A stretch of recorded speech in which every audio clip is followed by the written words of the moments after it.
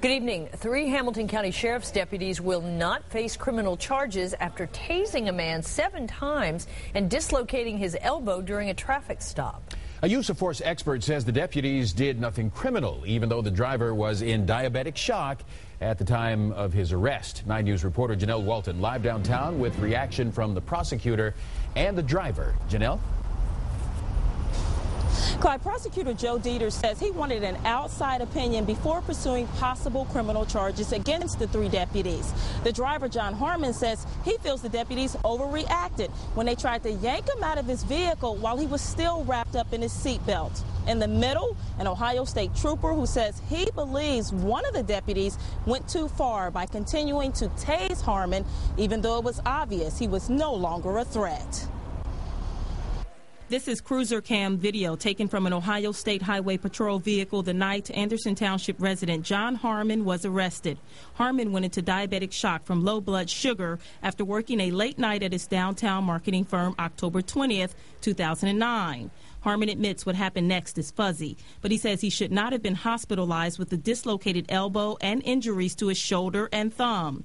The evidence also reveals he was tased 7 times within a minute and a half during the traffic stop at Clough Pike and Fireside Drive. I wasn't quite sure of what was going on. I just remember experiencing extreme pain.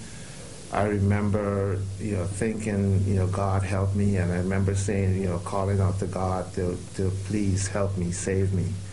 It was terrifying. The use of force expert brought in to review the evidence by the prosecutor says what happened next was reasonable based on what police had to go on. Attorney Mildred O'Linn, who states she has never found criminal wrongdoing against an officer in past investigations, says the deputies believed Harmon was possibly driving drunk when he failed to stop after a slow pursuit that continued for 1.5 miles. Here we have officers maintaining control of his arms, taking him to the ground, struggling to get his hands behind his back, giving him verbal commands over and over and over again, and having him resist. If there is a medical reason for that behavior, they still have to deal with his behavior. That's the unfortunate part of dealing with people when they're in distress. O'Linn says she did not interview the deputies or troopers because they invoked their Fifth Amendment rights. But based on the written reports from the officers, she found they did nothing criminal during the arrest. Harmon's attorney, Tim Burke, says O'Linn did not look at all of the evidence when coming to her conclusion. And what's curious is that she looked at some documents. She did not look at the sheriff's report.